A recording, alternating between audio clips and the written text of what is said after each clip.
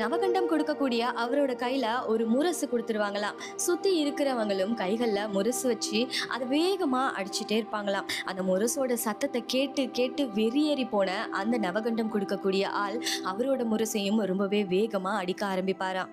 அவருக்கு முன்னாடி கொஞ்ச தூரத்துல ஒரு மிகப்பெரிய வாளை ஏந்தின மாதிரி 2 பேர் நின்னுட்டு இருப்பாங்களாம். இவரு முரசை அடிச்சுக்கிட்டே வேகமா ஓடிக்கிட்டே ஒரு சில வார்த்தைகளை சொல்லுவாராம். அதுதான், இந்த போர்க்களத்துல எப்படியாவது எங்களோட ராஜாங்கத்துக்கு நீ வெற்றியை கொடுத்துரு அப்படின்னு இந்த விஷயத்த வேகமா சத்தமா தன்னோட வாயால சொல்லிக்கிட்டே முன்னாடி இருக்கிற அந்த வாளை நோக்கி ஓடுவாராம். தூரத்துல இருக்கிற அந்த வாளை இவர் நெருங்கும் போது முரசொலி ரொம்பவே அதிகமாகுமா. இவங்க ஓடுற வேகத்துல அவங்களோட தலை அந்த வாளில மோதி துண்டா போயிடுமா. தலையே துண்டா போனாலும் அவங்களோட கை தொடர்ந்து முரச அடிச்சுக்கிட்டே இருக்குமா. இதுக்கப்புறம் மண்ணில சிந்திருக்கக்கூடிய அந்த ரத்தத்தை எடுத்து அரிசியில சேர்த்து பிசைஞ்சு அதை இளம்